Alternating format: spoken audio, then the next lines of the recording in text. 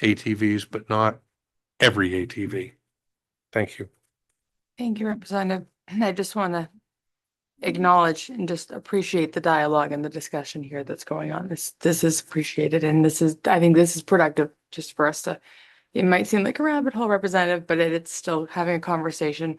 I do think that at the end of the day, we're going to fall back to kind of on the lines of what Representative Dill said. If we're looking, and Representative Lance put it quite eloquently, I think, during the hearing, is it's, you know, think about evolutionary, but if with the weight is not a static thing. If it's the weight, it's going to have to be revisited every X years or whatever, as you know, vehicles and evolve and uses evolve. You know, that's kind of, you know, where I get stuck in my brain there, where I was just trying to get at the very beginning of it to take what's being done in one bill and couple it with some actual process with it. So I kind of, I hear Representative Dill says, I hear, yeah. We have a motion on the table. Do we want to take a clock? Oh, Senator Garen. That is what I wanted to address, Madam Chair. Yeah. If we are interested in amending the bill that we're looking at and addressing the form for the dealership to go to the town clerks and to the state, then I would be interested in withdrawing my ought not to pass and making an ought to pass amended, adding that language. Okay. Or replacing the bill with that language. Okay. Was that, do you have to back that up? Yeah, we're gonna have to. Got that square in a second. Yeah. Hold on a second.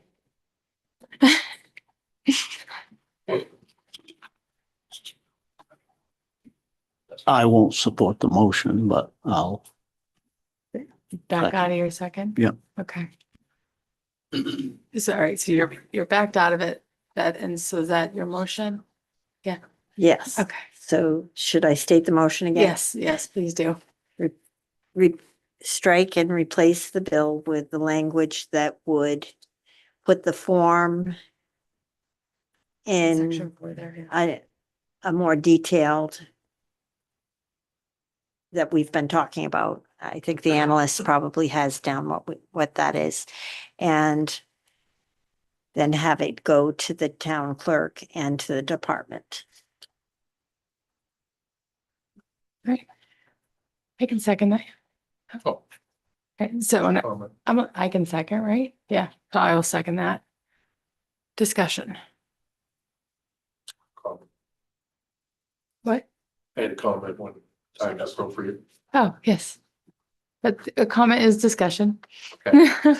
Doesn't have to be a question. Okay. I'm just curious what makes this bill better than the next bill, 19.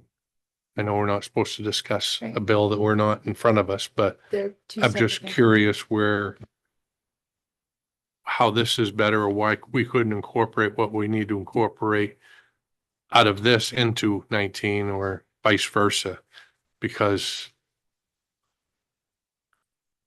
the language is getting dicey and it's back and forth, and people that are looking at it are saying, where are we? Mhm. We got to start all over again here, because we've got a goulash going here of a little of this and a little of that. And then when we get to that one, it's washed and we lose aspects out of that were the initial impetus before this one came along. That, again, like I said, my earlier comments, I don't know where width came in as an issue. Under 65 inches being classified, but I guess I lost that point of that being an issue with the warden service or landowners or anybody, a width under 65 inches, and the importance of classifying those different widths in lieu of weight. Could you answer that for me, perhaps? And Tim Peabody, Deputy Commissioner of Fish and Wildlife. Thank you, Representative Thorne. Actually, the 65 inches, the current 65 inches was a compromise of landowners from the 2019 task force. There were landowners that were at 60 during that time. Some of them were thinking 62. The task force at that time, 65 inches was encompassing just about everything on the landscape. And so wasn't 2,000 pounds. I have the record of what we assessed for models and weights back at 2019. And the dry weight of there's 2 pages worth of machines that fell within 2,000 pounds. That's why we're at 2,000 pounds. And that was all a compromise of everybody that was at the table at that time, including the width. So, that's where 65 comes from now. And I can understand that no more than 65 inches Yeah. based on snow sled trails that cross bridges and all that. But I'm still hung up on the weight because it seems that this all started because of weight.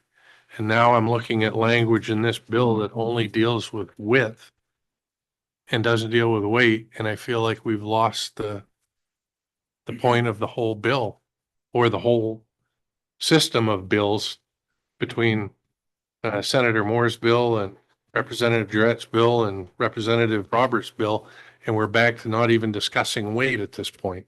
So I'm just like, I'm kind of half confused, half perplexed, half frustrated that we're not addressing what the initial, which was why we had people from businesses that were saying they had heavier vehicles and they want to be able to sell them. And then all of a sudden we switch gears to this under 65 inch weight, width class. And I'm like, well, when do we get off weight? Discussing that as an issue. So that's still continues to be my question. Thanks. Thank you, Representative. On the other, so there are 2 tracks here, and one is dealing with the regulation, Right. which is 19, right? And that's the weight. Right now, we're talking about process, so you can take the width part out. That was just aligning with definitions of industry, but that's not even the motion on the table right now at this point. Motion on the table is just around section 4 and the initial registration. Okay. That's all we're looking at this point. I'm missing, does this bill say anything in it about weight? No. Okay. Thank you. It actually phases it out. To make sure we're just leaving what we did. That makes sense. In a very convoluted way. Senator Karen. Thank you, Madam Chair. So good Representative Thorne wanted to know what would be the purpose of doing anything with this.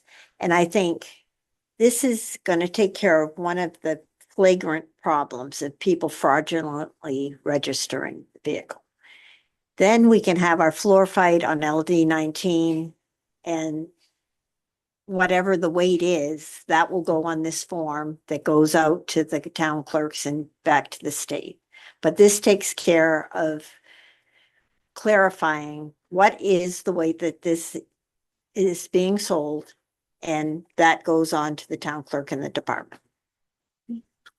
And I would add then that then sets any future committee up to create any enforcement around wherever it lands. But without the basic foundation here, enforcement is going to be very difficult for the department.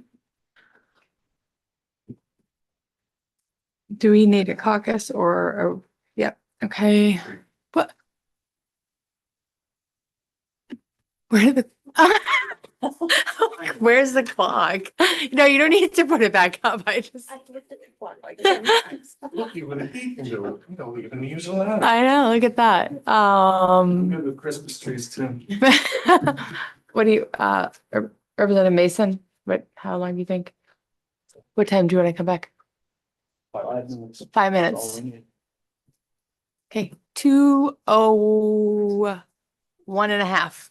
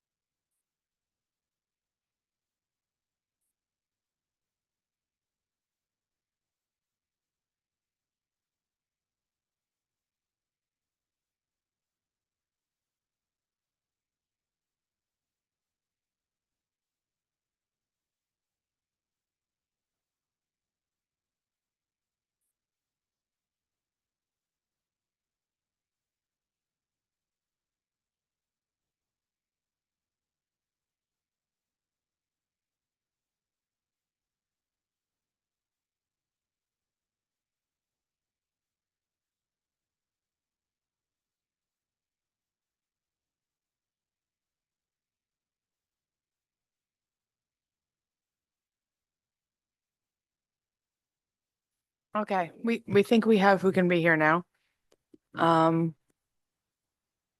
Okay, so we have a motion on the table.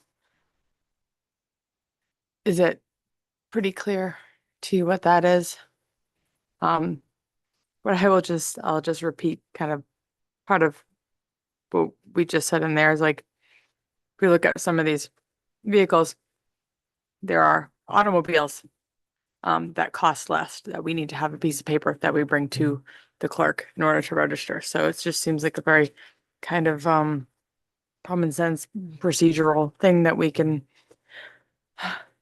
help chip away at one more part of the issue here. There's some more discussion, I guess. Are we ready to vote or? Restate the, Yes, can you kind of on mic what you're, Sure, my understanding was that you wanted a more detailed form at the point of sale that would go to the department and the town clerk. Is that correct?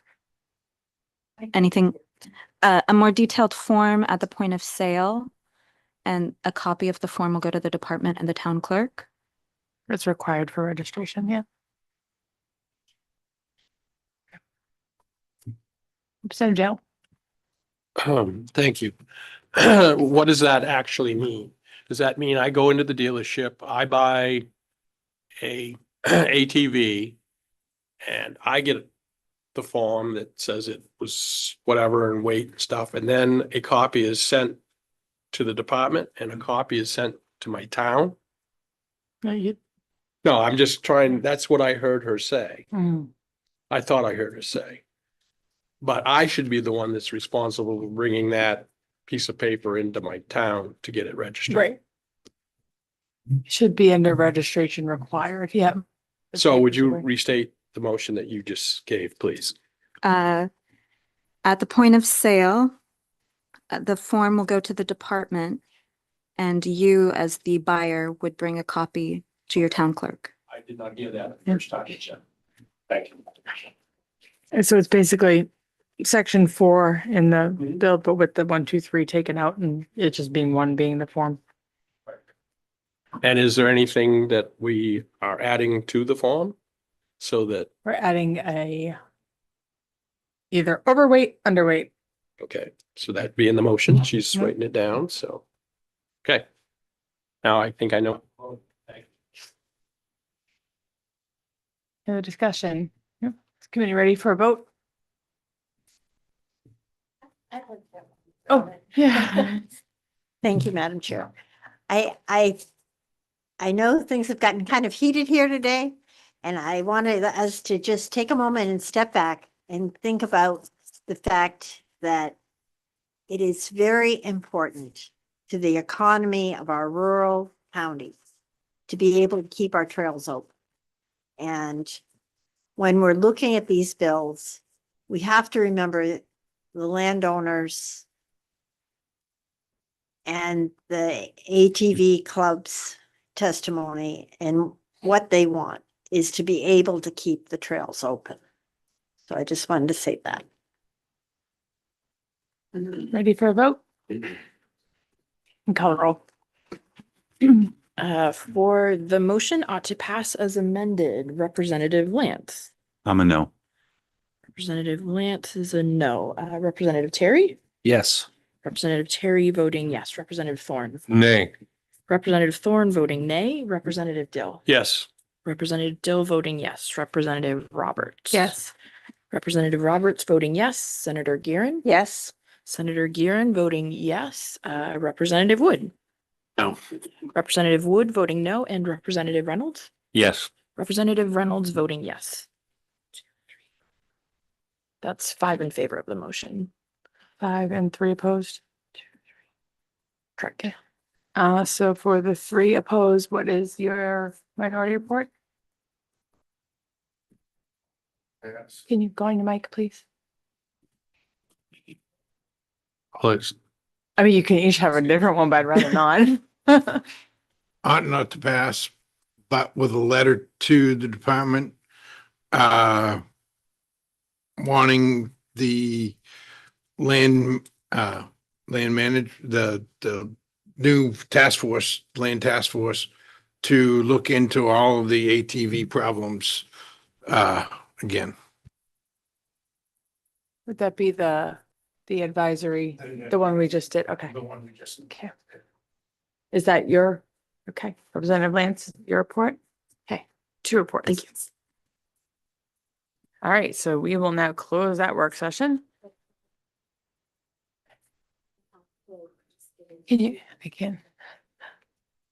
Representative Newsom for 2054, he's wanted me to has the amendment information about efforts or amendments.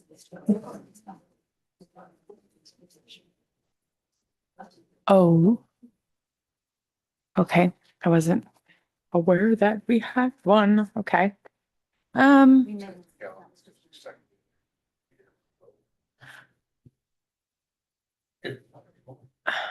Restate that. She said I can't hear. We're unclear if Representative Mason may have an amendment for the next bill. If anybody knows anything like that, then if that's the case, we need to take a little break, or I am not Oh, aware. no, I can handle that. I can handle that. Can or cannot? I can. Okay. Okay. Do we need a break or we want to move on to the next one? All right, moving on. Okay, so let's open up the work session for LD 2054.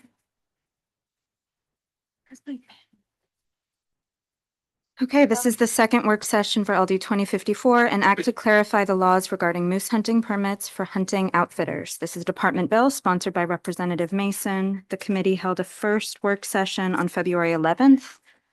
My understanding is that in the time since then, the department, perhaps the sponsor, have met, and there may be an additional amendment, but I have not seen that. I do not have any updates for you on this bill.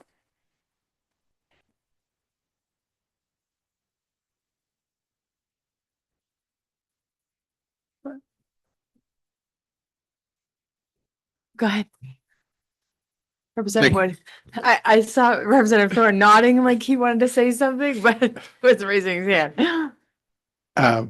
So IF&W has worked with the sporting camps and the Maine Professional Guide Associations, and they have like an amendment that they would like to present to us, and I would like to make that as my floor amendment for us to vote on today, Okay, if they so, would present it. right, I will say that it's the committee's bill, so the department cannot Oh, present okay. an Oh, well. amendment. If a member would like to present an Yes. amendment and has that to distribute to the committee, Yes, they're gonna approve. If I would they- have the member give that to the Okay. clerk.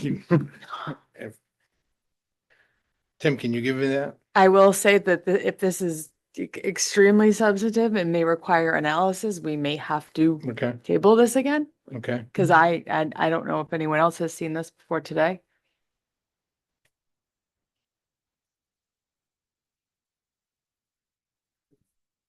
We have discussed most of these amendments, these changes and stuff. I think that the department, if the department would come up and talk them over all of them, I think we could come to an agreement on these. Is there enough copies for people in the room? There should be.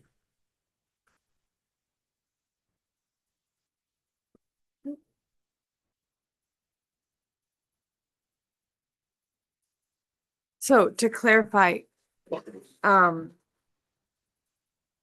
Representative Wood, is Please. this in place of the previous Yes. amendment that the department This- had worked on? This is what you would ask them to come up with last week when they had all the meetings together. And Okay, so you're understanding this is from all the stakeholders? this was an agreement that they came up with. Okay, I guess we'll have to, okay, let's.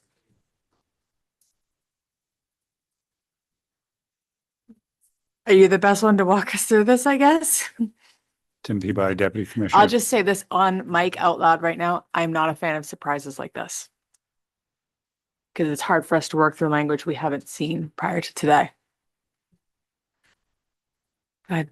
Appreciate that. Tim Peabody, Deputy Commissioner, Fish and Wildlife Department. I will say that this is not a consensus of everybody that was at the table on this issue. This is basically the department's position on what we've heard. There'll be people in agreement to it. There'll be people in disagreement to it. And so that has to be understood up front. So But to be clear, Representative Wood, this is your proposed amendment? Yes. Okay. This is my proposal. This will give us a good starting place. It has this on the front, it may be that one right there. Yeah. Does everyone have one? Okay.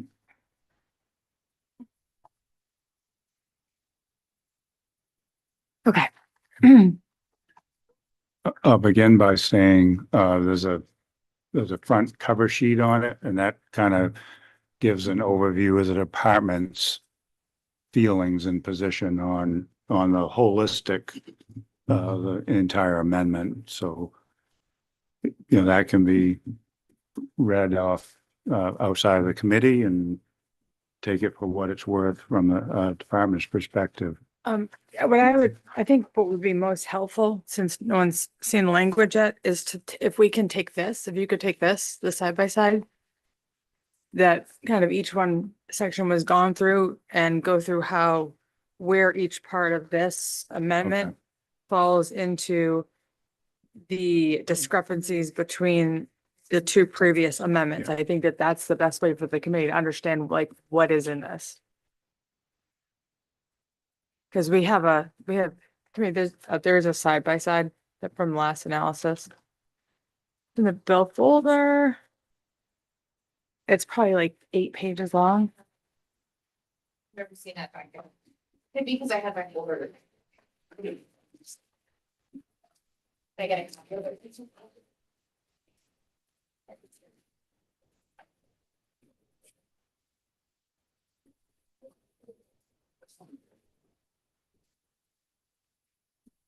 Oh, I'm in the wrong folder. Sorry. Okay. Does everyone have the last analysis side by side? Yeah, I don't know if I have it. It doesn't look familiar. It was a little bit it's stapled together with probably, I don't know, 8, 9, 10 pages.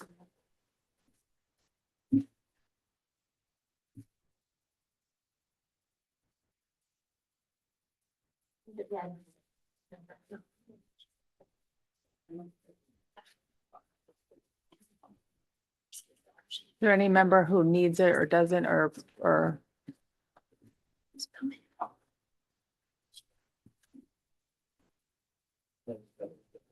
Can folks just indicate if you need another second or if we should have them? You have one? Okay. We good to?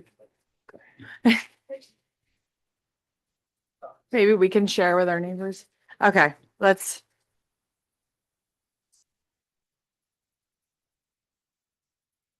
So I guess if it makes sense to go through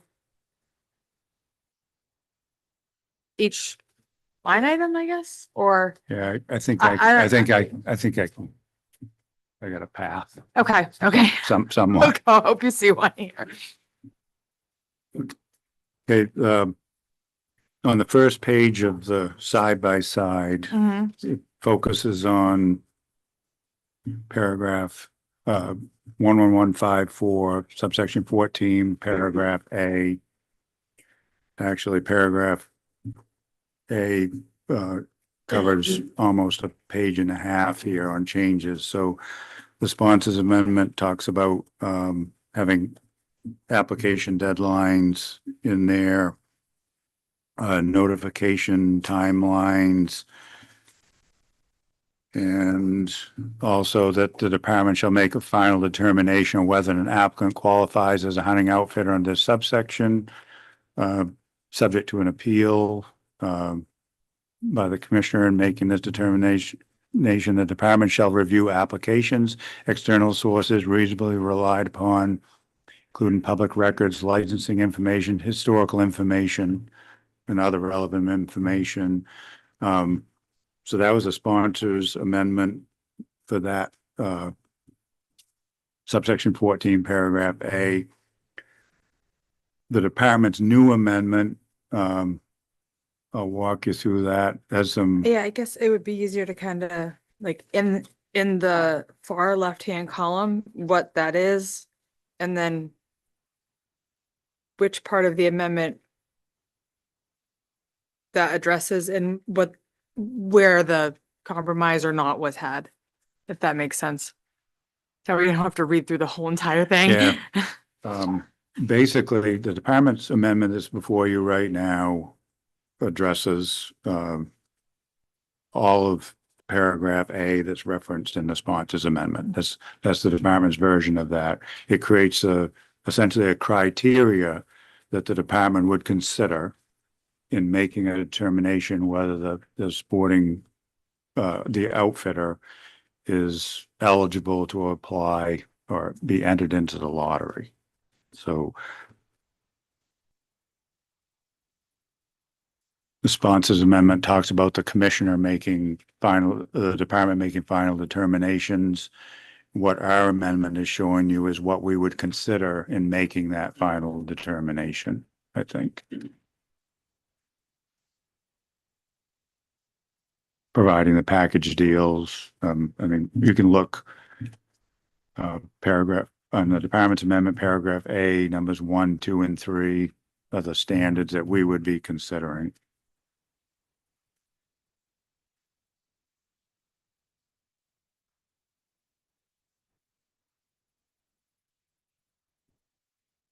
So the changes.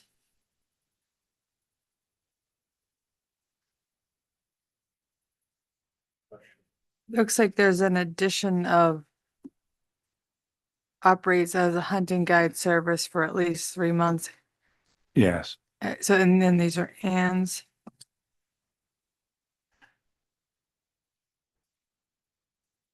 And really, that's the department's answer to the sponsors amendment when it talks about all the review process that the department shall consider. External sources, we're asking for an affidavit, basically indicating that they meet those standards or those criteria 1, 2, and 3. Okay, on number 3, that's new as well, right? Under the criteria. Yeah, 2 and 3 are Describe new. for at least 3 of the last 5 calendar years. What does that do to new businesses? They would have to Wait, to get in. okay, so at least 3 years. Okay. Yep. Representative Clucci. Thank you, Madam Chair. So the operates as a hunting guide service for at least 3 months. Do we need to add like per year to that to specify? Right? Okay. And then are you, is the intention of number 3 has provided guided moose hunts in Maine, at least 3 out of the last 5 calendar years. Oh, out of the sporting camp licensed. Yeah, so can you just tell me how do you get into the business? This original bill was to support sporting camps that were in existence in northern Maine who went through some trying times when we lost a deer herd in northern Maine. So that's the foundation. And that actually is a tenant that basically says you've been in business for a while. And you know, you should be included in this. I think the original intent was to support those instead of somebody just brand spanking new coming on board. So this kind of gets at that. And so if you were to open a new lodge and start offering these trips, you just have to be guiding and doing these trips for 3 out of the last 5 years before you can actually enter into this special lottery. That's correct. Got it. Thank you. to piggyback off that, if there's an existing business that opens a second location and acquires a separate license from DHHS, then that one would have to also wait the same time period? Say a new business? If they're saying existing businesses, an existing business company, LLC entity, whatever. Cause I know there's some people who have a couple locations, right? Yeah. If someone was to open a second location, cause that would require a second license under the DHHS statute, right? Yeah. So if they're already a lodge, you know, what are we, how are we defining it now? If they're already a hunting outfitter for the purposes of this license, Mhm. do they now have to wait at least 3 years for the purposes of this new license, even though this one may have been standing for years? Yeah, our amendment doesn't go into that at all. We're basically the existing business. If you create a new one, I mean, your committee can make that determination. You know, we're fine with whatever the committee comes up with on that aspect of it. If you're currently licensed, fit within these guidelines.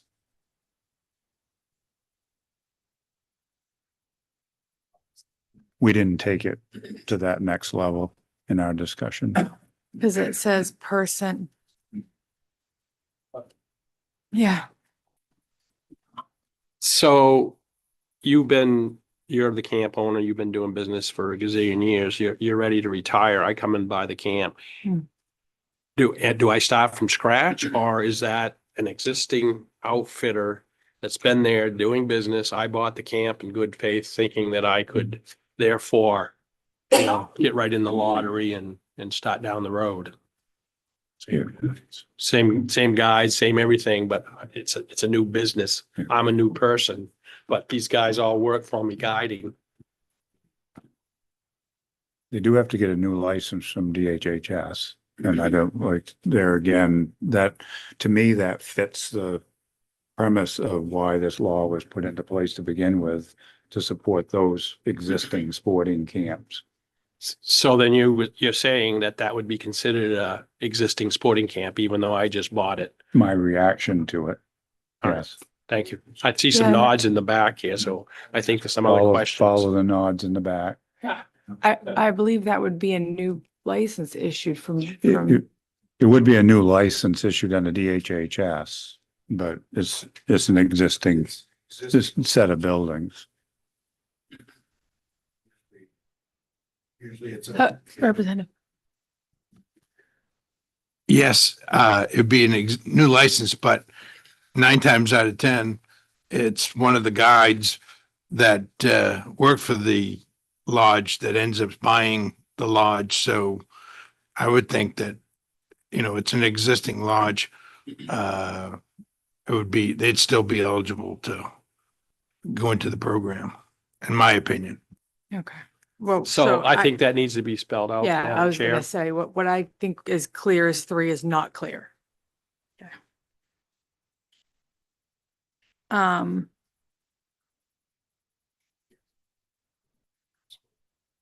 So then B does not work until A3 is clarified, Mhm. right? I mean, we don't know what we're signing what we're requiring an affidavit to be signed for. We're not very clear of what that affidavit is being signed for. Then it's a little legally precarious, I would say.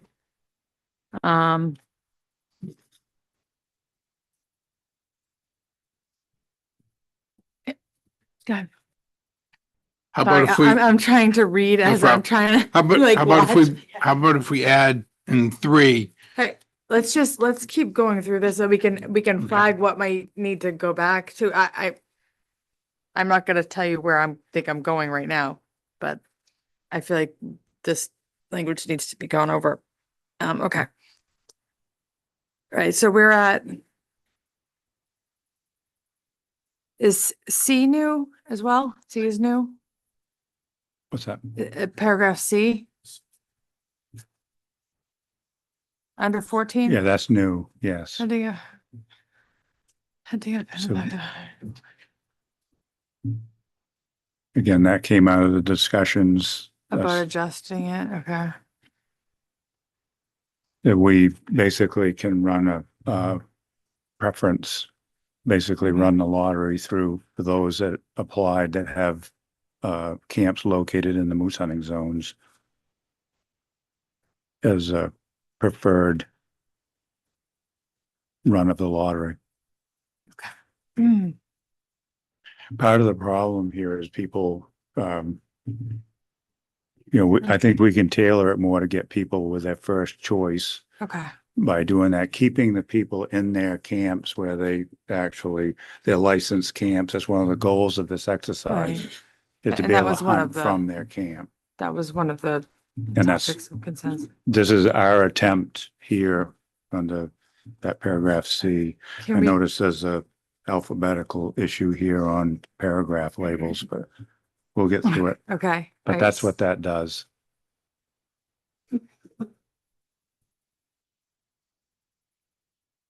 Okay, so that should be what, D? B, I think that is fine, A, B, C, but then the next one so the next down, one that's B should be, D, and that lines up with what paragraph in the statute?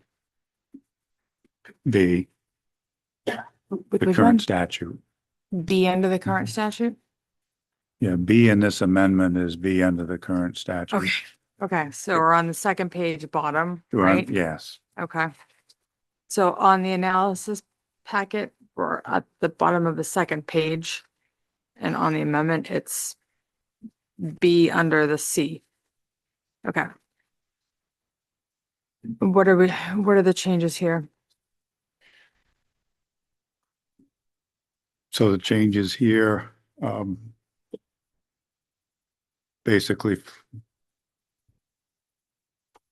actually follows pretty close to follows the original law that's currently in place right now. Has some clarifications in there, basically. On your sheet, B 1, 2, 3, 4 are just some edits to the current language. Number 5 is an issue here that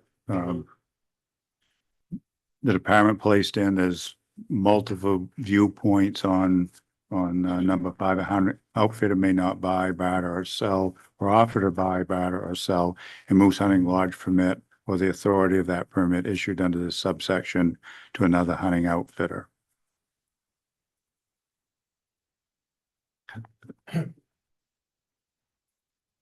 That is in conflict with the amendment. Would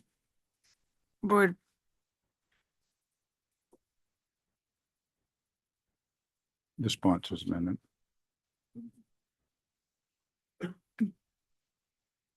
could not barter also be considered as swapping? We address swapping further. Right, but so what is the intent of the term barter in here? That you're trading some sort of One thing for another, one which thing for could be another a swap. products, or a swap we consider an equal transfer. A barter we would at least what we department considers is as some form of compensation above and beyond an even swap of an item. So that would need to be either defined or clarified.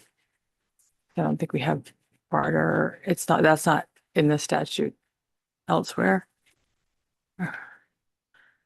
Believe we use barter in Title 12 and other places, but it is not defined in Title 12, Part 13.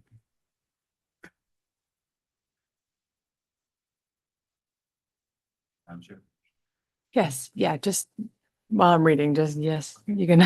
Thank you. So, Tim, thank you.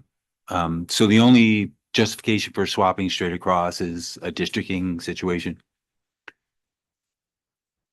The district change, you said? Like if, okay, Yeah, we actually further down here, we talk about swapping specifically. This paragraph that we're talking about basically is supportive of the current law, the colonel's letter that he sent out, and other discussions with other stakeholders. Again, certainly not agreed upon by everybody, but basically says if I get a permit, I'm a hunting outfitter, I meet the criteria, I get a permit, that I need to sell that permit to a hunter and I can only sell it once.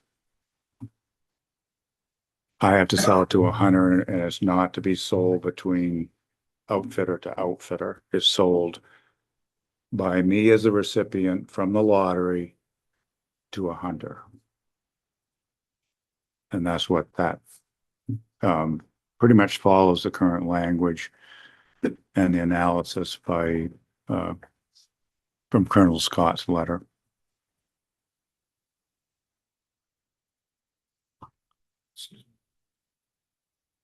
Representative Wood. So I'm having a brain cramp right now. So if I go to, I can't think of the terminology, but I go to an individual that sells hunts, like I go to an individual and he sells hunts and I can't think of the term, what do they call that? A broker. Broker, Yeah, okay, sorry, I couldn't think of the broker. So I go to a broker and he sells, I say, hey, I got a moose hunt. And he can, with that right there, disallow for me to go to a broker, to sell my hunt, or do we need to be able to put that in there that you can use a broker to sell your hunt? That because that's, because lodges do that now, they use brokers. Right, so if I said, I got Tim's Lodge, I say, Steve, the broker, find me a good hunter, so I've got a lodge permit. Right. Find me a hunter, and I'm the one that's communicating back to the department. That's okay. Yeah, because I'm selling the hunt to the hunter. Right.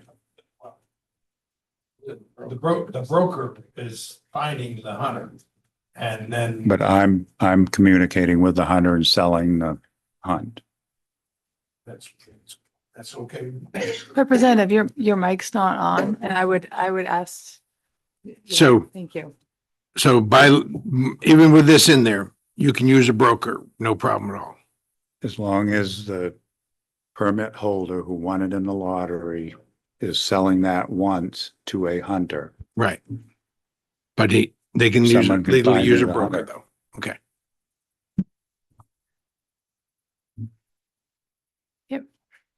I'm gonna, after this, I'm gonna want to get, because if this isn't a full consensus, No. yeah, we're gonna Right. need to hear, and I, at first glance, I think the language needs to go through, but let's keep working through it, I guess. So, a question on D, at the beginning of D. You say may sell or transfer. Can you help me understand what's the difference between sell and transfer? Where we. Oh, just, sorry, it's B, but it should be D, right? So 14D, on the bottom of page 2, Oh, bottom. the last section, it's Okay. labeled B right now, but it should be D. At the very beginning, it says the hunting outfitter who receives the moose hunting lodge permit may sell or transfer. What is the difference between sell and transfer there? Like, what is the word, how is transfer defined?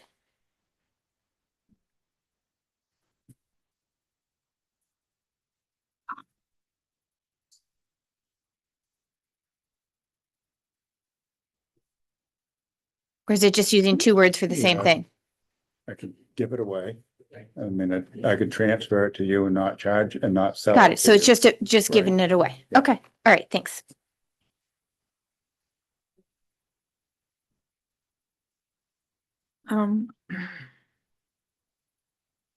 We've gone through all this? Are we at the No, bottom? so Where are are we? we ready to move down to basically the bottom of page 1? Yeah. Which is the D down there. So That's moose hunting. As far as the side by side, I don't know if it's addressed in the side by side. Wait, where are you on? I don't, Statutorily in the amendment, where are you? statutorily in the amendment, I'm at the bottom of page one, which is actually 11154 D. Even though it's out of alignment, Mm-hmm. bottom of the page there. And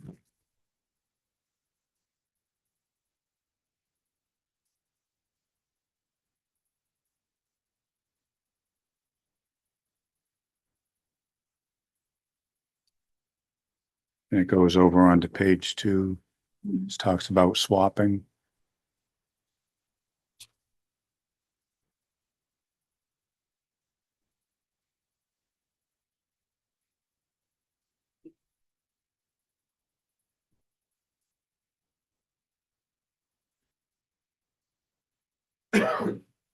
So basically that is, a portion of that is current language, that essentially the permit may only be used for the year, season, sex and wildlife management area for which the permit is issued. And that,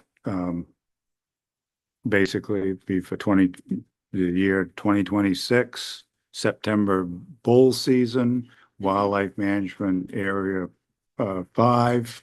That's what the permit is issued for. We're putting language in there, that it must be used in that district, except moose hunting lodge permit may be swapped with another moose hunting lodge permit. So, I'm sorry, Madam Chair. Yes, There's a few of us don't know where you're reading from. yeah. So could you show us yeah, this so one you bottom just of handed page- out? Bottom of page Um, 1. okay, this is, and someone can stop me here. If they disagree, this is where I am right now. This is very hard to follow. I think there's language that really is not consistent. And, or clear. It needs to have a look through and we'd be getting an amendment like this during a work session without any review, is not optimal for me. And I would very much like to have Ms. Davidson have time to do this, and we are running out of time, that is for sure. That being said, because the department's had time to kind of get up and go over this, I would like to at least give someone from the lodges their take on this, because there are, I know, specific areas of disagreement in this. What do we? I was like, I don't know, raise your hand, Mr. Bornstein, okay, you're the tallest, so. Before you Yeah. just. Yeah. Tim, would you hold up your sheet? This is my page one. Yeah. Okay. This And it is the says- amendment, the Yeah, there's nothing amendment. yellow Yeah, on it. no, So you're on page one. no, that I'm says- on the amendment. There's an actual amendment. Yes, okay. Okay, so this is my page two, you keep saying. Oh, okay. We got you. Yeah, Gotcha there. okay, Thank you. This isn't up and down. yeah. Right. Got it. Representative Clucci. Thank you, Madam Chair. I So, can see why you're confused. my understanding is that this is an amendment that the department is comfortable with and is presenting. And so can we get through, before we bring up somebody from the logic, can we get through the whole I think- proposal yeah, so that we we were- can understand We what were the department trying is to, but proposing? there's, Oh, I mean, yeah. I'm not confused. No, I think we're, I'm on I feel like I'm on the right page with him. I know where I'm at. Right. Okay. And I think we all are now. Yeah. okay, yeah, I can see where you, Okay. all right, yeah, oh, so we're going through the highlighted language, right? Yeah, yeah. okay. Okay, And I will reiterate that this is just the department's collection of all the information that we've heard, and this is our best presentation on it from us, which needs to be weighed and vetted Okay. to all the stakeholders and. So this has not been distributed to other, Pardon me? I'm sorry, Representative Wood, is it your impression that this was a compromise and has this been, like, do we need to have the other stakeholders up or have you had conversations? I think the committee would like to hear. No, I don't mean like a look across the room. Okay, all right, that's, I will say it's good. okay. Let's continue.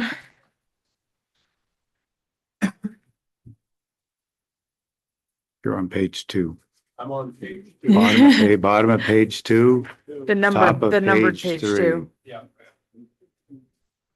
And it says 1, 2, 3, 4, and 5 on mine. It says, then it says 1, 2, 3, 4 on the top of the next page is 5. Yep, rates are different. Hey, you're one page behind. I think your page is. Madam Chair, Yeah, I think it's. can I just make a recommendation that Mr. Peabody use the exact same version of the document that we all have? I That think would- Ann was trying to give it to him. That would be easy. Yeah. Then I think we're good.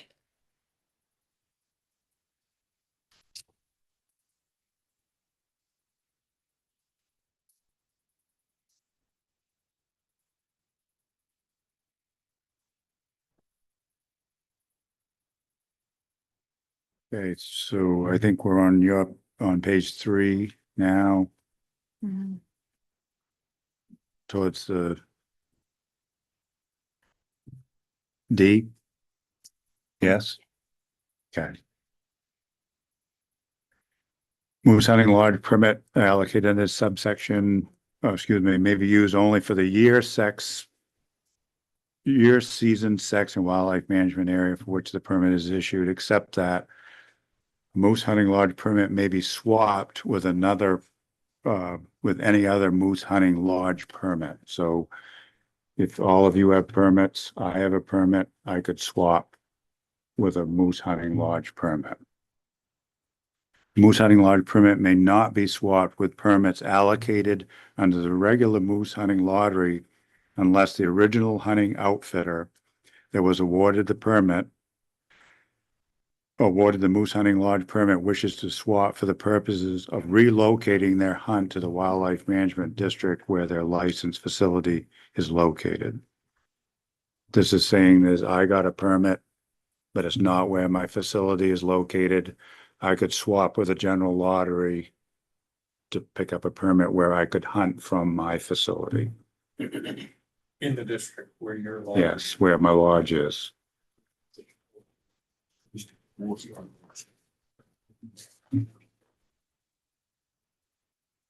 We good? Yeah, Here? keep going. Okay.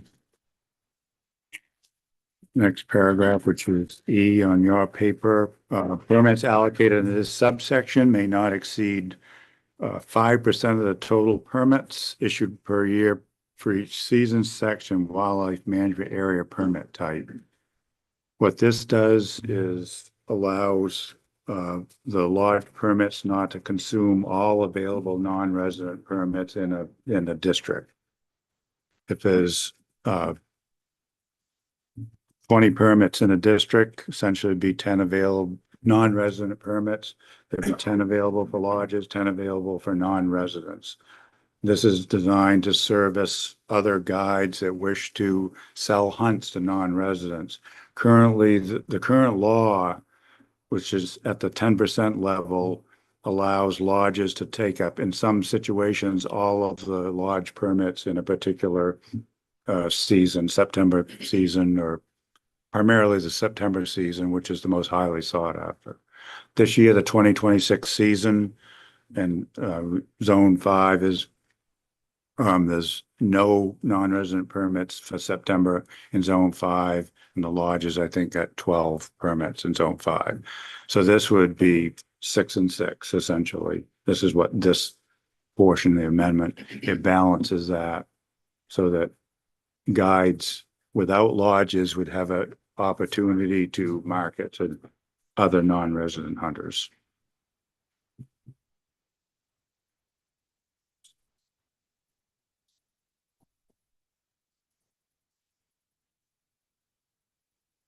Representative Clucci. Thank you, Madam Chair. Do we need to specify in here that like, because I think, so I'm looking at D two. And so we've used they may not be swapped with permits allocated under the regular moose lottery unless, right, it's to get it into the district. But, is the word swap to fish sufficient to indicate that no money should be exchanged? Because I just wouldn't want there to be like, you pay somebody, $20,000 for their permit, to swap their permit with you. Representative Clucci, I think. That's what I'm trying to understand. I think that this language needs a go through. Well, that's why I'm just Yeah. asking him if the word swapped This prevents does not that. include what you're. It stating. would not. Would not include that. So if we wanted that, we would have to specify it. Right. Okay, thank you.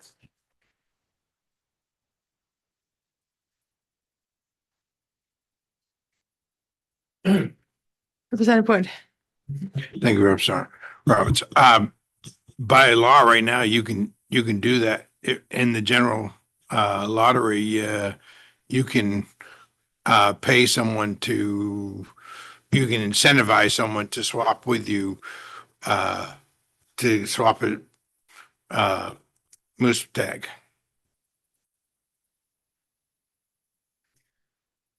Okay, so where are we now? So we're down, as far as changes go, we're down to I. Recipient of a moose hunting lodge permit may not sell a sub-permittee or an alternate sub-permittee designation. That basically mirrors a regular lottery current language to not allow the sale of a sub-permittee position on a moose permit.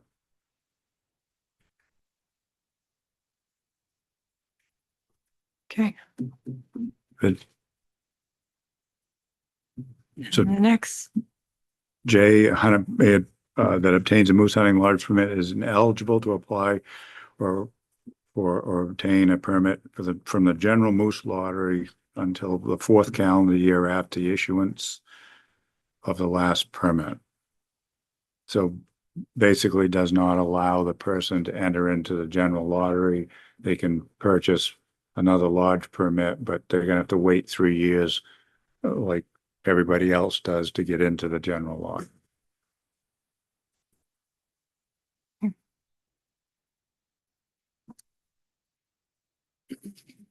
Question. go ahead. So I had heard that was a source of contention before that allows somebody of means to be able to hunt year after year after year if they can afford to buy a lodge permit tag. So that really doesn't address any of that, It correct? does not address that. Okay. Thank you. But it keeps them on the same sequence as in the general moose lottery. And K, a hunter may request a deferral be granted for a hunting lodge permit under the authority of subsection 12, which is I believe military service, and 17 is medical deferment. And then the unallocated. Department shall amend the moose hunting lodge lottery system to allow applicants to choose a preference for season and WMD. The goal is modifications to reduce the need for swaps. Again, in the lottery, lodge lottery process, we feel that we can accommodate people's needs better if we, again, doesn't need statutory language change, but I'll give you an example that if I put in for zone 5 September bull permit and my draw in the lottery for a lodge permit doesn't allow me to have that. I would take a October zone 5 one, which would be available, but the current algorithm of the lottery would issue me potentially a zone 1. So we can make those adjustments based on the preferences, change the application process. What we want to do is to make sure that people can hunt from their own lodge. That's what the goal is. And we can make some adjustments to the lottery process to help that happen. All right,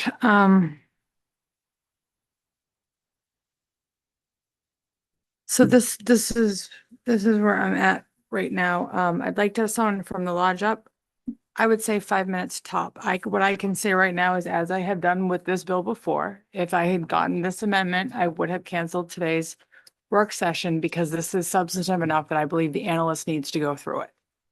If we need to vote on this today, I'm a no. I'm just gonna kill it. Like that's where I am, because that's not gone through. We have no analysis. She's done an analysis. We didn't know this was coming. But I at least want to give the lodges 5 minutes to weigh in so that we can figure out where, at least in our heads, this needs to be. And then this is what happens. I don't know how other committees have done this, but in the 4 years I've chaired committees, we've never had substantive amendments in the moment of the work session and had to try to work through them. And that's not responsible policy making, I don't think, especially when every little word can make a difference. I know it's short time, but we have other bills and we have deadlines. Committee members, I would anticipate coming in earlier on Monday. Thank you. My name is Jared Bornstein. I'm appreciative of any time you give me, even 5 minutes. First of all, I want to just level set and set the context here that, again, this bill was originally supposed to be a clarification bill. This is not clarifying the current program. This is I don't need testimony. I would just like for Okay. you to, I know that Line by you've not line. probably had time either. Can you just highlight the sections that there are disagreement as quickly as possible, please? Sure. Prohibit the sale of some permitted designations, no issue there. Limit swaps with the regular lottery, big issue there. Especially given the cap from 5 to 10, if you cap them and then you can't swap them, it doesn't make any sense. I mean, those are two negatives right there. Prohibit the sale of permits between outfitters. I mean, that's a philosophical discussion. I think that as a capitalist country, like, we shouldn't be unduly burdening businesses from conducting business how they see fit. Prohibit hunters that are issued lodge permits from applying for or attaining a regular lottery permit for 3 years. That was actually originally our proposal, but they didn't take the whole proposal into this, which I'm kind of confused about, because the original proposal that Mr. Terrio made in the room was to allow lodge permit buyers to buy a lodge permit year after year if they wanted to, but once they buy a lodge permit, banning them from the lottery. So this amendment didn't give the lodges what they asked for. It only took from their, I mean, it's only half of our proposal. I will say that the department's preferentially awarding lodge permits, we obviously support that. As well as the unallocated language on page 3, we obviously support that. I think that this committee has an amendment that is fully adequate. The committee amendment that was originally debated and talked about. I will say that in the room I would reiterate what Mr. Peabody said, that we did not agree to all of this. And there was two-ish type things that we all did agree to, and I shouldn't say that we agreed to. There was nodding heads, and when I asked if there was any issues with those things, nobody said anything. So maybe they kept them to themselves. But the lodges at least feel like most of the problems articulated in that room could be dealt with a clear definition, as well as the two adjustments to the lottery, the preferential and the unallocated language here. That the primary problem is that certain guides who don't have lodges are not being able to market hunts because many, there are two reasons. One, the pseudo outfitters are getting these and, not using them. They're not getting them where they are because they're not in moose zones. So they're getting them in zone 5 or whatever. You get rid of them, you knock off a giant chunk of the problem. Number two, lodges are not getting permits in the correct zone. So if you fix those two problems, it stands to reason that you don't need any of this stuff, which is going to unduly burden businesses. And you can, before we make all of these really substantive changes, the kind of attitude that I had at least, and that seemed, at least palatable in that room, was to make those changes first and then see how it goes. And if the guide's problem persists, then maybe there's some further action necessary. But, those two things, really the definition and the changes to the lottery are structural changes that the department can make and that you all can make with a definition very quickly to alleviate this problem, at least in part. And if it's not enough, fix it in some other way in the future with legislation. And so if it's not the committee amendment that we support, I would certainly support the committee taking that lesser sort of slow roll approach before we do these things, which again, these never had a public hearing. This is a substantive change to the program that everybody deserves their 3 minutes, not just Jared Bornstein up here for 5 minutes trying to, make sure that this doesn't go awry. Everybody deserves their 3 minutes to talk about this. We have lodges here who would love their 3 minutes. And so if this is the direction that the committee thinks they want to go, I would just suggest asking the department to bring this back next session as a full bill so that it can have the full airing for these substantive changes. And I would entertain any questions. Representative Dale. Thank you, Madam Chair. So the 2 or 3 suggestions that you had for changes, Yeah. if we took this bill and had those now, let that move forward. Then if we had another bill brought forth by the department to do some of these other things next year, which would be the full hearing, et cetera, you would be okay with that? Sure. I think, and to the department's credit, the changes to the lottery are really good. I would support them fully. I think that it should be working very efficiently, and if they can make it more efficient, they absolutely should. I also think that I'm fine with the affidavit language in here. Whatever they feel comfortable in identifying an outfitter, if they want to do that as the definition, I'm fine with that too. Those, again, I think that those things will find a lead, and also the department vetting outfitters. I think that these things, those are the solutions for the problems that are at hand, not this whole litany of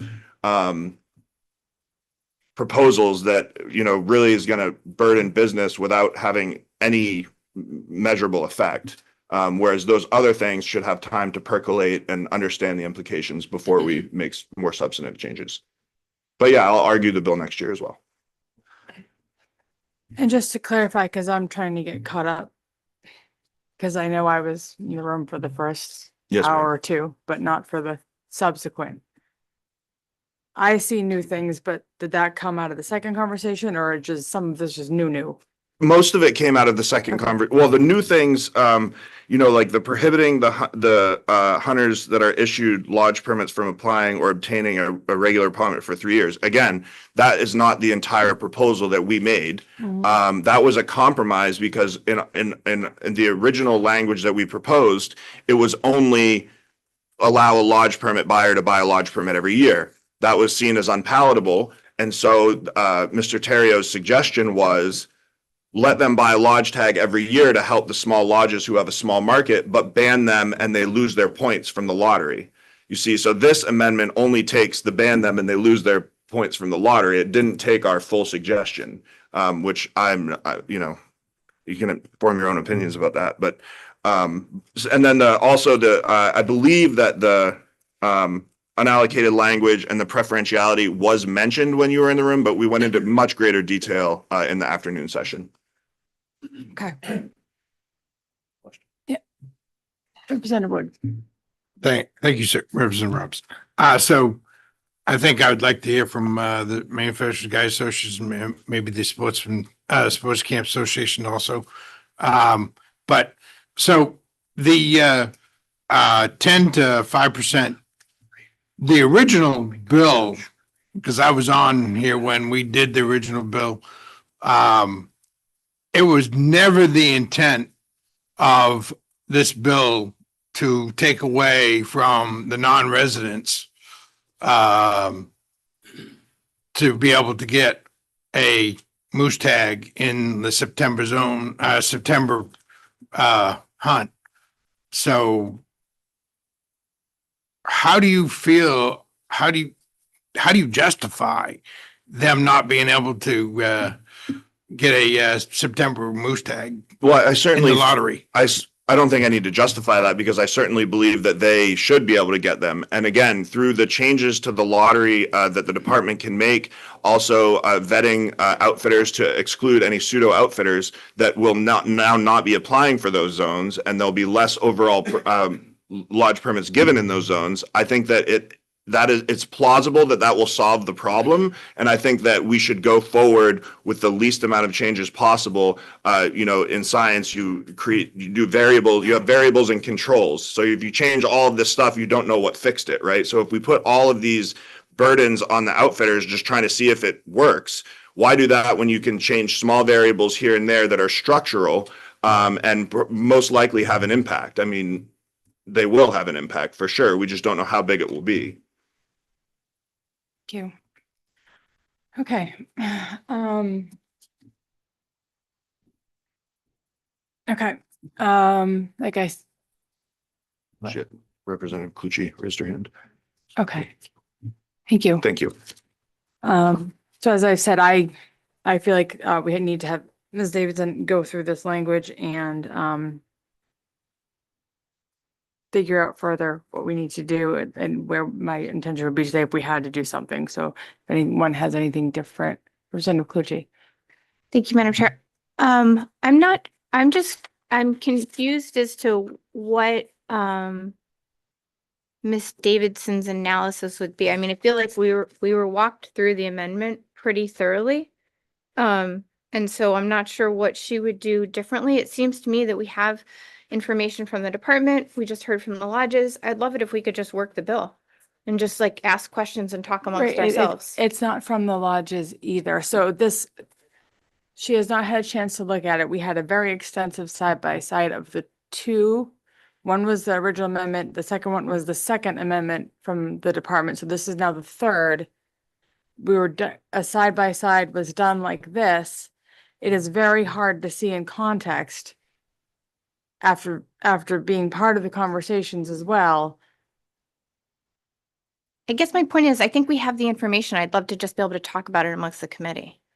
I think that we need to have the language. I mean, if we want to work this, then my every intention is to not move this forward for me, my personally, because I think that there are issues just with the language as written statutorily, never mind the fact that there are substantive changes from the original bill. So why couldn't we have that discussion and make those changes amongst ourselves? I guess that's why I Because just don't understand. we're not policy analysts. I'm stating where I'm at there. I am not 100% not comfortable moving forward with any decisions on this language that has not been vetted by a policy analyst in context of the extensive analysis on the other three-ish amendments. If we had prior knowledge of this amendment, and if there's any other ones out there, I suggest the committee members have them. And that being said, too, amendments go through committee members. The committee members should be working with the analyst. They do not have to tell me that there is an amendment, but the analyst should know so that she can signal to me if we are not ready for this. This is how it works. If there's a substantive amendment, it needs to go through the analyst first. This is just how I've always run things. Representative Brigio. So, number one, I appreciate there's a lot of passion about this particular issue and what we're dealing with here. A couple of thoughts and don't take them in any sort of order. One, what I have heard so far in our earlier discussions in the public hearing, in observing all kinds of huddles taking place out in the hallway, and in conversations with the department leadership and other members of this committee, is that there is an issue here that the department on whom I provide, I give great reliance and deference with the system as it is. Inequities and maybe even some unintended consequences with regard to the proper management of the moose herd. I would not want to walk away from this legislative session without having addressed those issues. So a flat out rejection of this bill, to me, shouldn't be where we go ultimately. I'm just coming out of environment and natural resources for the last 5 hours. And in ENR, we had 5 bills today, and 2 of those bills had sponsors' amendments that were long and complicated presented to the committee during the work session. And we worked through them. It took a couple of hours for each one of them, but we got through it. And I guess it would be one thing if we met routinely every day, and we weren't bound by regulations that indicate we're going to post when we meet, and we're going to give people the opportunity, if not to speak, at least to be here. So I don't have a procedural, philosophical, hard no on addressing an amendment that comes up. But I do think it would be a mistake if we failed to do 2 things. One, respect the recommendations of the staff of the Department of Indian Fisheries and Wildlife, because they're not in it to sell anything. They're not in it to make a profit. They're in it to advocate for what's best for generally the people of Maine and the wildlife resource. And then beyond that, to try and be as fair as we can to the various private interests, understanding that you can't always keep everybody happy. So those are my thoughts for the moment. And maybe at some point we need to caucus to talk about this a little further. Thank you, Representative. And I agree with you on almost all of that. But so what I go back to is this is the original bill. 1, 2, 3, 4, 5, 6 lines. What we have here is quite substantively different. And so did what we had in the previous work session. And yes, I have worked through long work sessions before. But with what started as this into the multi-page of this,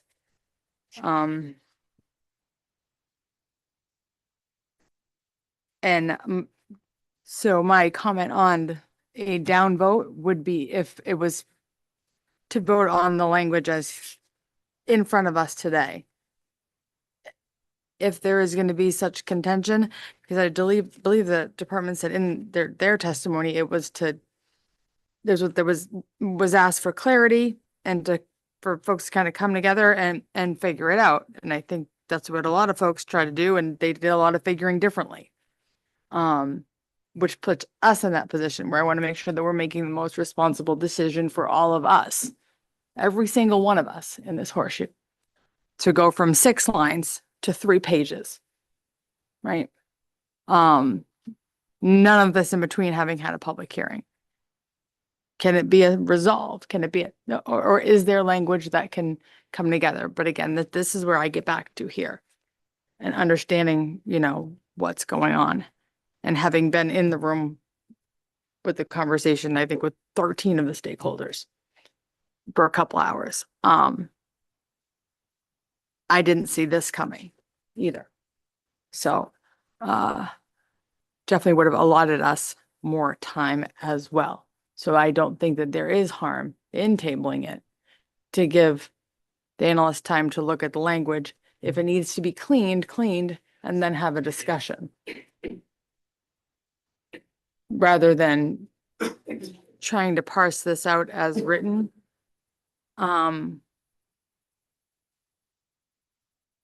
So that's where I stand there.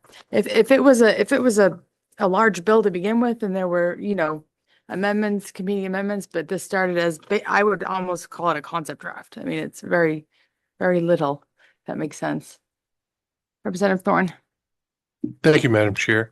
Is it possible if we ask the analyst how hard this is for her to digest and give an opinion on? I mean, certainly we're not the only committee to ever have a committee amendment introduced at the time of a work session or floor amendments, right? For that Right. matter. What, Representative, what I would say is what I have always had members do is if they had an amendment, Right. it could be introduced that day, but it goes through the analysts first so that the language is fleshed out. Right. And I believe Representative Bridger, that's probably what you dealt with too, is it was an amendment that got from a member to the analyst and then to the committee. And that was why I guess I asked her the question was how hard is this for her to digest? I mean, I'm seeing it at the same time as you, but the department is here, so they can walk you through it. They can answer questions. If there are issues and you want to vote on it today, I can bring those up at language review. So I think that would also be a path forward if you wanted to do that today. And I would just remind members that language review at this time would likely be via email, so that would be more of a reason to kind of flush it out ahead of time. Representative Wood, then Representative Garrett, and then we need to take either break or caucus, because I need to use ladies' room. And I don't have another chair here. Can we have some Why don't we take a break? Yes. And then get them up. Oh, I'm sorry. Why don't we take a break now? okay. You can Thank you. take care of business and then we can hear from. Okay. We'll be back in, do we all want to caucus or anything? Okay, let's come back at 3:30.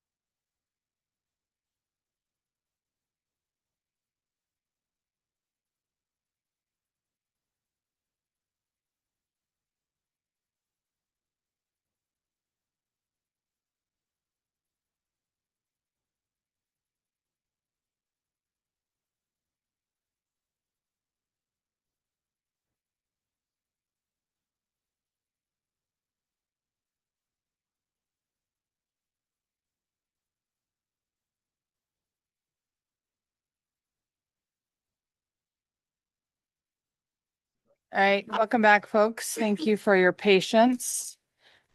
We're gonna pick back up. We're gonna pick back up where we left off. I'm gonna defer to my lead next. Representative Mason, is there people you want to call up or anyone to we're just gonna continue to try to work through this and we feel like we can, I guess. I don't know. Yeah, where's the gentleman that we were just talking to? Jamie Cody? Yes. Yep. Oh, no, I think it was, Mr. Wade or Mr. Chario. Yeah, Mr. we're Wade gonna- back there. Mr. Wade? Yeah. Yep.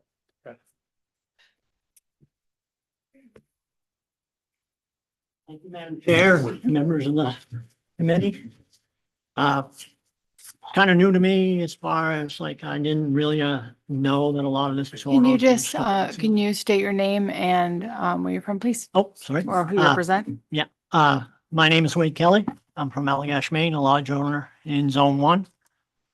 And I'm a member of the Maine Sporting Camps Association, past vice president of the Maine Sporting Camps Association, and former member of the IFW Advisory Board.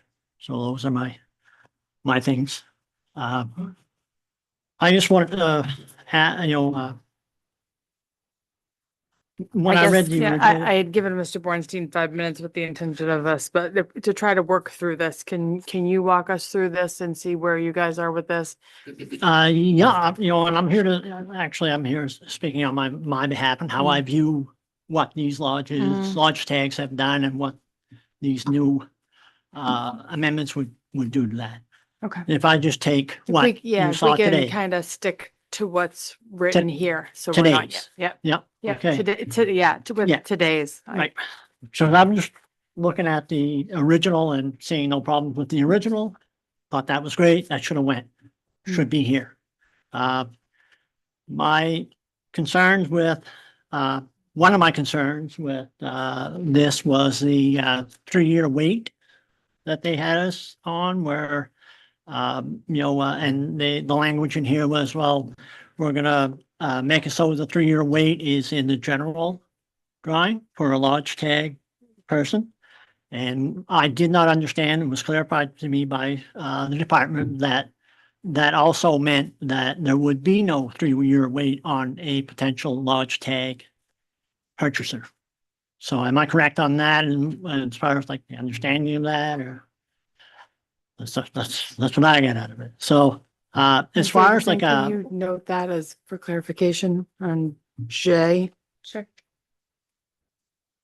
and first of all, too, I want to mention that, I think the department come up with there's some very good stuff there, that does help us, help the lodges and makes it more equitable.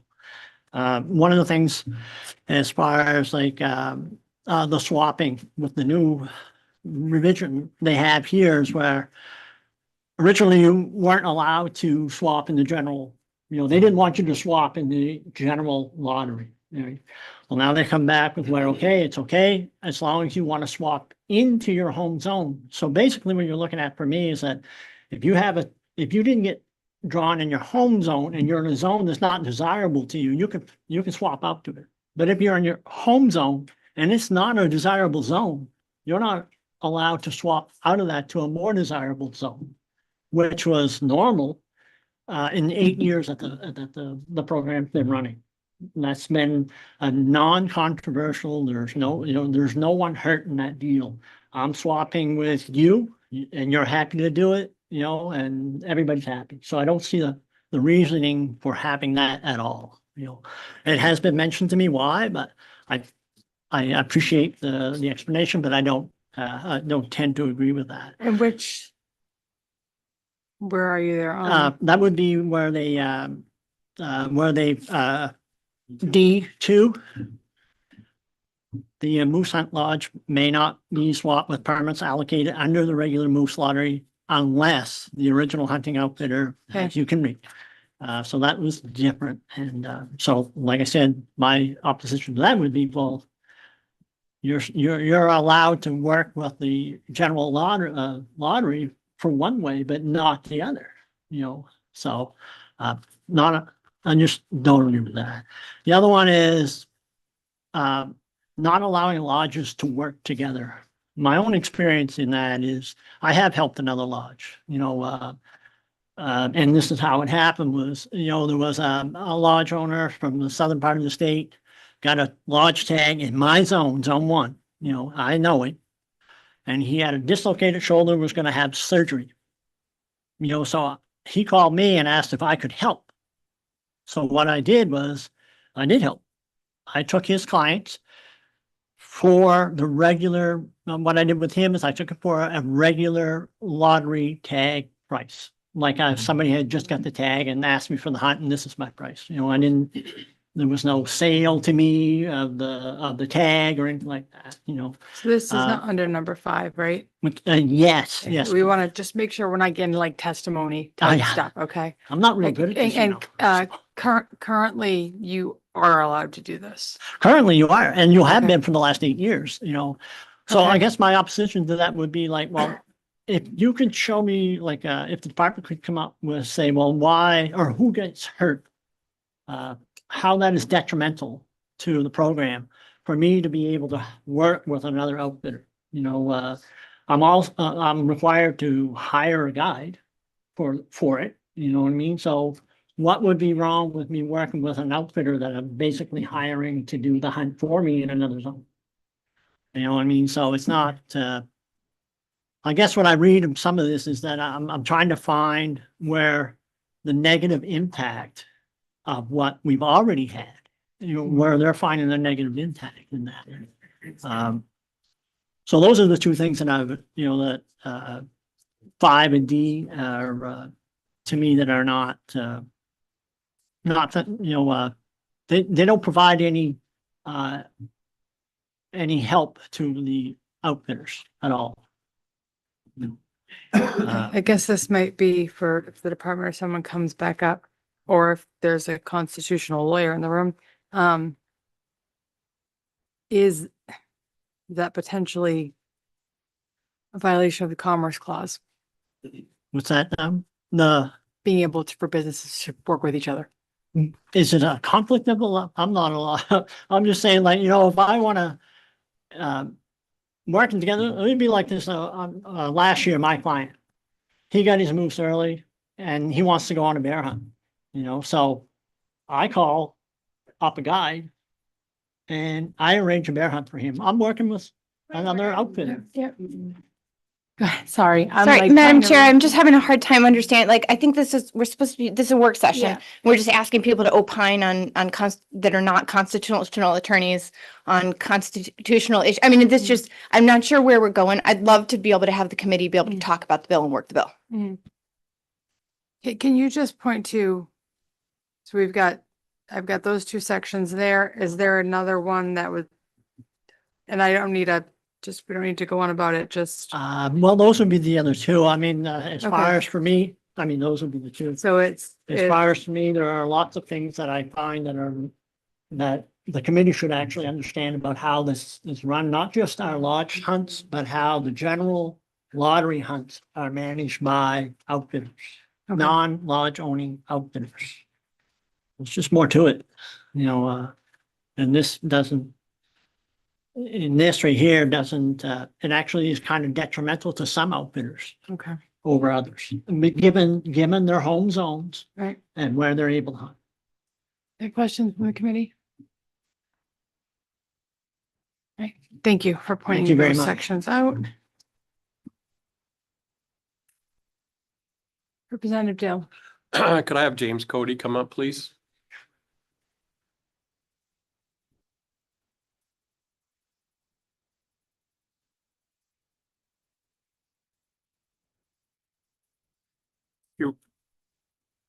Madam Chair, James Cody on behalf of the Maine Professional Guides Association.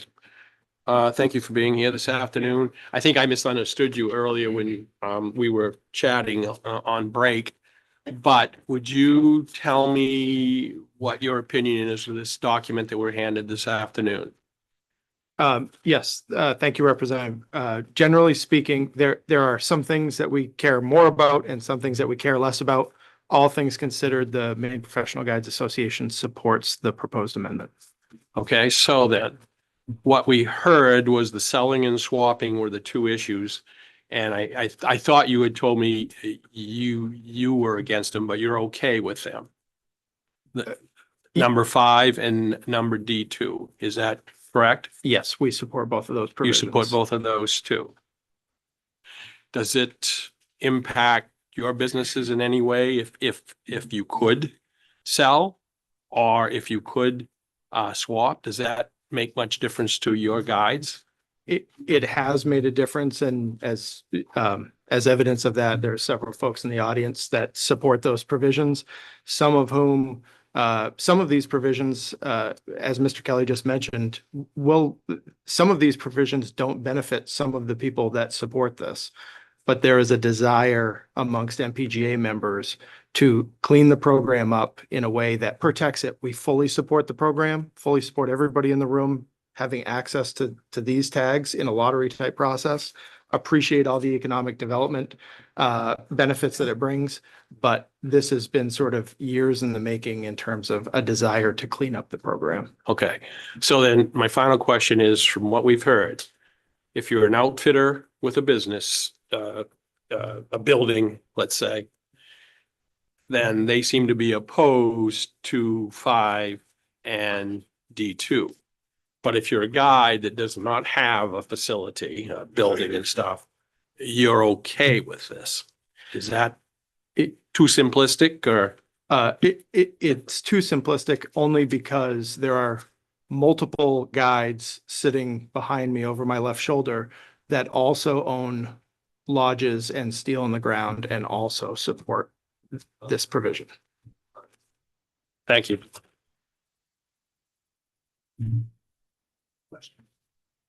And how many folks does your organization represent, Jim? I would say anywhere on any given day, somewhere between 750 and 1,000 guides. It varies throughout the year, but generally speaking, we have a very active moose committee. Not all of those guides are moose guides, but it's a large organization of professional guides. Thank you. Mr. Cody, I'm just trying to sort things through in my head here, just so we understand who's where on what. So I know that it's a little more complicated than this, but correct me if I go wrong here. There is the department, which is the agency stake on this. Then we have the outfitters, who this program was, the intent was to support, correct? Whenever it was back. That is the subject of this section, is the outfitters of the lodges, right? But they in turn need to have either be a guide or have employed one, correct? Correct. Many Okay. are both. Yeah. Okay, so we have the department, we have the businesses who qualify for this, who have to employ a guide or be a guide. And then, but you also have guides who do not have the business and therefore they do not qualify for this program. So, and I think you kind of tried to tease it out there. Representing the professional guides, is the stance on this in the capacity of representing the ones who own businesses or who are employed by businesses, or neither? Does that make sense? It does. I think that you're I think I'm you following. probably So- have some divergence in your. So my primary objective is to represent the interests of individually licensed professional guides. Some of those guides own hunting lodges Okay. that are eligible under this. Some of them don't own locations that are eligible under this. Some of them employ other guides and subcontract with guides. Some of them work individually. But my primary objective in these discussions is to represent professionally licensed guides. In terms of hunting lodges, as this amendment proposes, the Maine Sporting Camp Association is the primary association that represents those entities. Okay. And then there are others, obviously here today, that are representing their own interests, which totally support, totally understand, but that's the distinction between the entities. Do we have someone here for the sporting camps? No? Okay, okay. Yeah, we got a lot of stakeholders here. We spend a lot of time thinking about trying to not make things another public hearing. I would really love it if we could just start talking about the bill amongst ourselves instead of continuing to do 5 minutes of testimony from this group and this group and this group.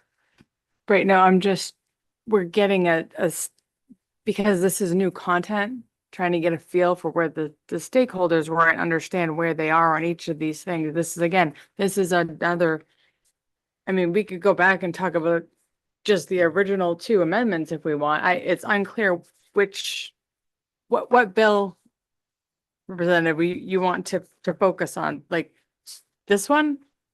Or are we assuming that this is the only amendment before us because there's three? So I'd like to make a motion ought to pass as amended using this exact language that was presented today by the department. Is a motion, is there a second? Yes. Second, discussion? Going to assume you want me to dismiss myself. Representative Dill. Thank you, Madam Chair. Is there anyone here from the sport camps owners that We I do could that ask? after a motion, yeah?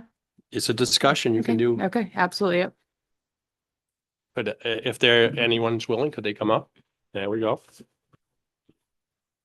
Jason House, Mapleton, Maine, the vice president of the Maine Sporting Camp Association. You're probably familiar with me. I think this is my 6th trip down here on this bill. I came down yesterday expecting to be able to come and provide any feedback on behalf of the Maine Sporting Camp Association. Unfortunately, since I've been in this room, I have had an very unveiled threat to sue me personally if I do that. I will say on behalf of myself, and I own Mechanimac Camps, I am a hunting outfitter, I do receive lodge tags. I am very supportive of the department's bill. We have been working on this bill, or this concept of cleaning up this program between the Maine Sporting Camp Association and the Maine Professional Guides going back to May, 10 months that we've worked on this. What the department has laid out here conceptually makes the program fairer for all, including non-residents that don't have availability to the Zone 5 September Bull Week, Zone 11 September Bull Week, 18, 19, when all the tags are consumed. This bill personally has a financial impact to me. I am in Zone 5. Those tags will go from 12 tags to 5 tags for the September Bull Hunt, which is the preferred and most desirable tag probably in the entire state. I support it personally, and the camps do, because it's the right thing to do for everyone. That's good. Thank you. Other questions? Quick observation, having been raised in Caribou, not far from Mapleton, I'd be disappointed if you were intimidated by the threats. Well, I'm not intimidated. I prefer not to have legal action. Just had a camp burn to the ground last week. I've got a lot on my plate, and Representative Bridget, I really don't want to deal with this right now, but here I am. Thank you, Mr. House. And thank you for your time the other week too in meeting. And oh, it's okay. Never mind. Any other discussion? No, no. Is the committee ready to vote?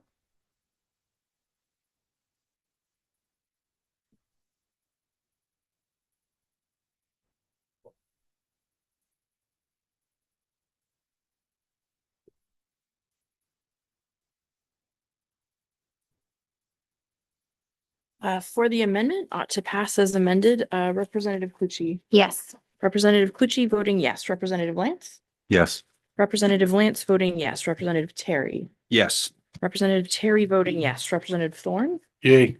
Representative Thorne voting yay. Representative Dill. Yes. Representative Dill voting yes. Representative Mason. Yes. Representative Mason voting yes. Representative Roberts. No. Representative Roberts voting no. Senator Guerin? Yes. Senator Guerin voting yes. Representative Brigio? Yes. Representative Brigio voting yes. Representative Wood? Yes. Representative Wood voting yes, and Representative Reynolds? Yes. Representative Reynolds voting yes. That's 10 in favor, 1 opposed. Minority report? Let's go with ought not to pass. All right. Was that up? Is it 24 hours or 48 hours members have? 48, okay.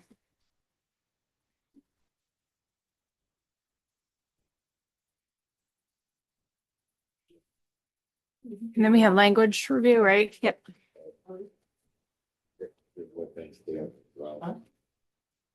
Folks, if we could take conversations out in the hall, the committee's still meeting. Thank you.